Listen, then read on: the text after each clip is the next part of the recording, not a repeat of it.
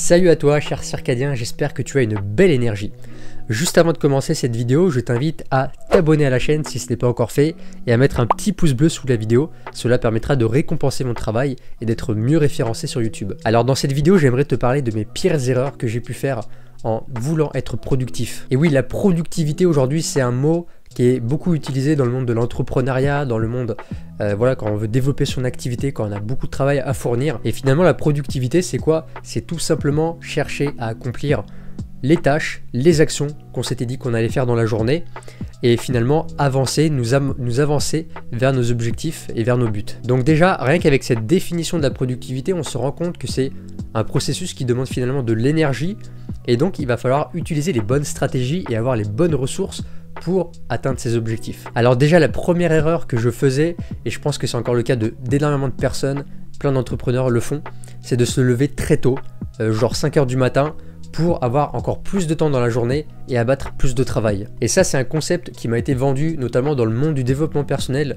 quand j'ai commencé à mettre mon nez dans des livres du développement personnel justement, où on te disait il faut se lever à 5 h du matin, il faut se lever très tôt et il faut qu'à 8 h du matin tu aies accompli 90% de tes tâches de la journée. Personnellement, j'ai testé ça aussi, je l'ai fait pendant de longues années et j'adore me lever tôt parce que j'ai l'impression que le monde est encore en train de dormir pendant que moi je commence à travailler pour œuvrer vers mes objectifs.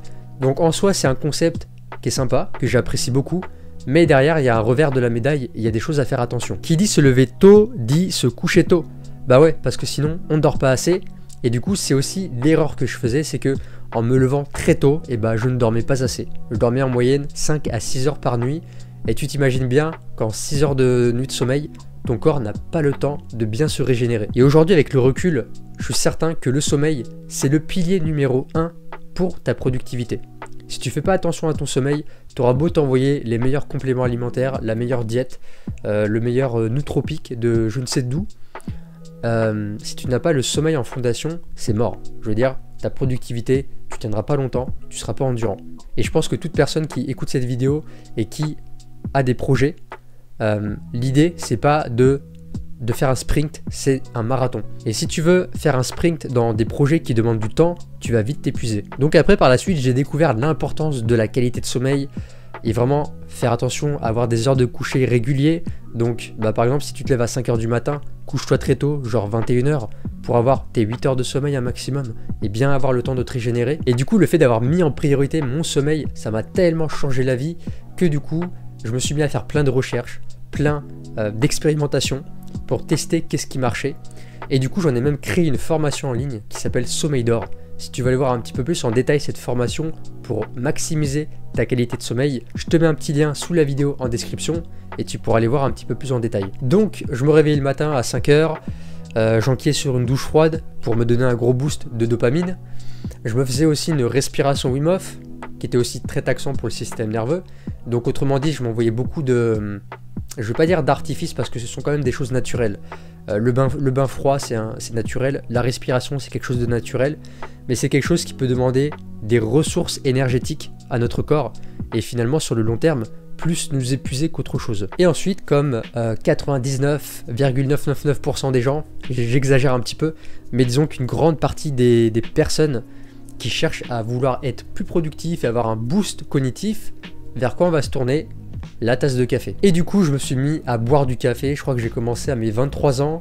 Et en fait, j'ai commencé le café quand j'ai découvert le Bulletproof Coffee, ce qu'on appelle un café par balle en français. Il s'agit en fait d'un café normal que tu fais. Tu vas rajouter de l'huile de coco dedans avec du beurre et tu vas le mixer au blender. Ça va te donner un café très gras, très crémeux, très onctueux. Et en fin de compte, la combinaison avec les graisses saturées et les graisses de l'huile de coco avec la caféine vont te donner un gros boost cognitif et vont faire que l'énergie du café va être beaucoup plus durable et tu n'auras pas le crash de caféine après. Donc quand j'ai découvert ce Bulletproof Coffee, tous les matins je m'envoyais un gros café bien gras pour être performant et endurant sur toute la matinée. Et après je suis allé encore plus loin que ça, c'est-à-dire que j'ai découvert le concept de nootropiques. Les nootropiques, ce sont des substances soit naturelles, soit des compléments alimentaires, donc un peu plus chimiques, qui vont augmenter tes performances cognitives, te donner plus de clarté mentale, plus de concentration et t'amener dans un état de flow plus rapidement. C'est le cas par exemple de la L-théanine qui est un complément alimentaire qu'on va retrouver je crois dans le thé vert. On a aussi la caféine. On a le bacopa, le romarin, qui sont des plantes que tu peux te faire en infusion pour booster ta productivité également. Il y a plein de compléments comme ça qui existent et des plantes naturelles qui peuvent t'aider pour ta capacité cognitive. Du coup, le nootropique que j'avais décidé de combiner avec mon café, et ça je l'avais lu, je l'avais écouté dans un podcast d'un Américain qui était justement spécialisé dans le biohacking, dans la performance, dans la productivité. Alors c'est pas le meilleur des nootropiques, j'avoue, parce qu'il peut faire des dégâts sur le long terme. C'était la nicotine. Et en fait j'allais en pharmacie et j'ai acheté tu sais les Nicorette, c'est des bonbons à sucer à la menthe, et dedans je crois que tu avais 2 grammes de nicotine.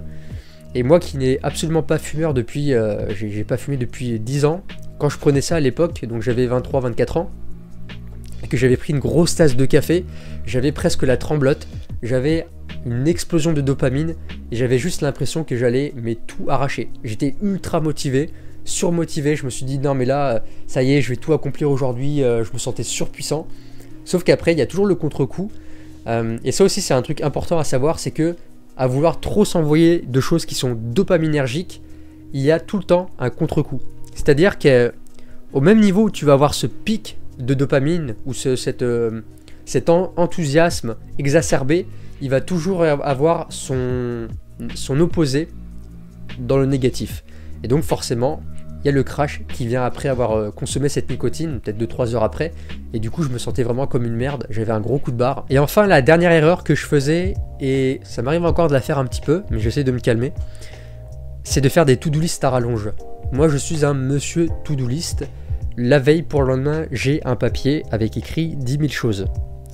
Aujourd'hui je me suis calmé, je marque des choses vraiment les plus importantes, mais quand j'ai commencé à faire des to-do list il y a à mes 23-24 ans, j'écrivais des trucs mais inutiles. Et je crois qu'il y a beaucoup de personnes, peut-être que c'est même ton cas, tu écris des choses en to-do list pour te donner un sentiment de productivité, d'accomplissement.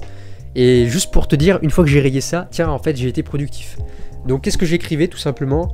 J'écrivais prendre ma douche froide, faire ma respiration, faire ma méditation, préparer mon petit déj, enfin des trucs de merde, on s'en fout, je veux dire, t'as pas besoin de marquer sur un papier que tu vas prendre ton petit déj, que tu vas prendre ta douche, c'est ma routine quoi.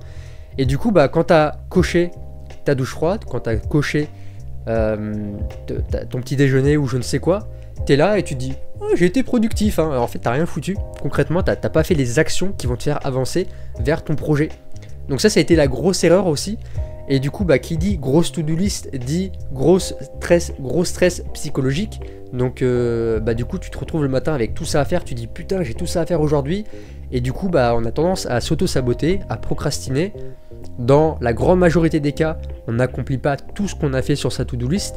Et qu'est-ce qu'on va ressentir comme émotion à la fin de la journée? De la frustration, de la culpabilité. On va se dire je ne suis pas assez, je suis pas capable de. Et finalement ça va faire baisser notre estime de soi. Et c'est vraiment pas la bonne solution. Donc voilà, ça c'était toutes mes erreurs que j'ai pu faire. Donc oui, sur le moment, sur le court terme, ça marche bien. T'as un gros boost cognitif, tu te sens puissant, t'avances sur tes projets. Mais très vite tu vas sentir que tu manques de ressources, que tu t'épuises. Et que finalement tu vas plus cramer ta motivation, ta volonté et ton enthousiasme qu'avancer vers tes projets. Et aujourd'hui, heureusement, je me suis un petit peu assagi. J'ai appris de mes erreurs, j'ai des nouvelles stratégies qui sont en place, qui sont beaucoup moins énergivores, beaucoup moins stressantes au niveau psychologique. Ça m'arrive encore une fois de faire des fois des to-do list à rallonge. Ça m'arrive des fois de vouloir me lever un petit peu plus tôt pour bosser. Mais encore une fois, on a tous notre petit travail à faire. J'ai vraiment changé d'approche aujourd'hui, je suis beaucoup plus structuré, beaucoup plus...